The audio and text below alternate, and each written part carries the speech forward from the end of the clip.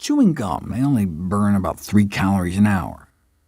But the calorie expenditure is not just your little jaw muscles at work.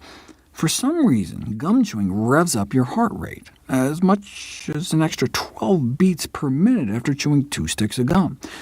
Here's your heart rate and blood pressure 5 minutes before you start chewing. Then chewing for 5 minutes, then you stop. That was them just sitting quietly. It also works while walking, increasing your heart rate by about 3 beats more per minute, and proving scientifically that people can indeed walk and chew gum at the same time. But does this translate into weight loss? Researchers at the University of Buffalo asked study participants to go for weeks chewing gum before every single eating occasion, or chew no gum at all. On the gum-chewing weeks, they didn't just have to chew gum before each meal, but before each snack, or even each drink that had any calories in it. This may have been too much for folks, so they actually ended up eating on fewer occasions, switching from 4 meals a day on average down closer to 3.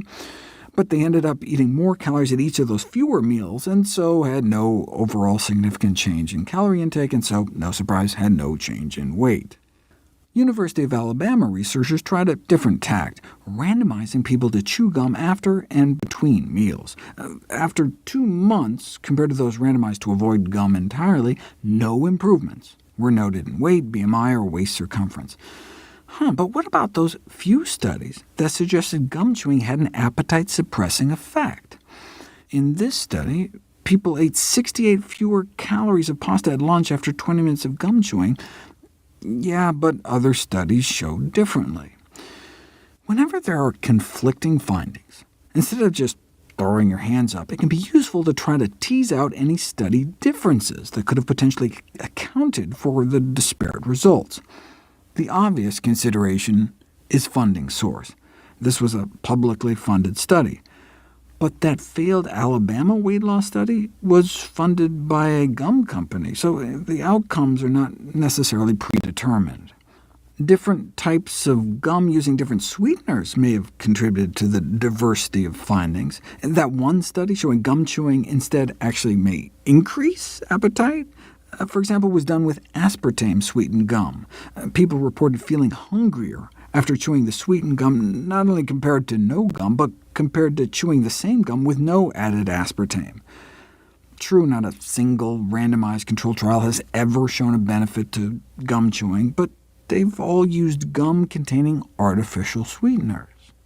There was a landmark study that showed that sip size matters. Have people drink at the same rate, but give them a sip every 2 seconds or a quadruple-sized gulp every 8 seconds, and the smaller sip group won out, satiating after about 1.5 cups compared to 2 cups when taking larger swigs.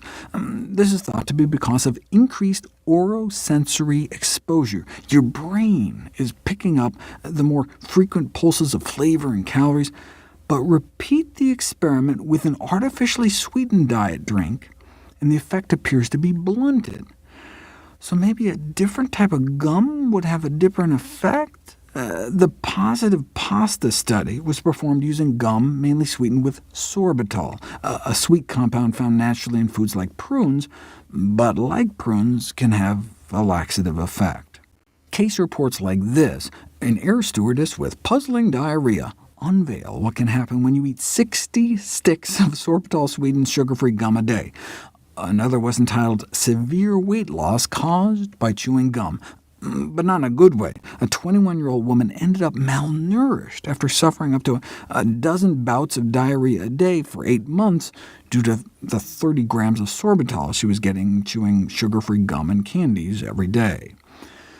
Most people suffer gas and bloating at 10 grams of sorbitol a day, which is about 8 sticks of sorbitol-sweetened gum, and at 20 grams, most get cramps and diarrhea, so you want to be careful how much you eat. The bottom line is that we have no good science showing gum chewing results in weight loss. Could that be because the studies used artificial sweeteners that may have counteracted any benefits? Could be, but the most obvious explanation for the results to date is that chewing gum simply is not an efficacious weight loss strategy, and that's coming from researchers funded by the gum company itself.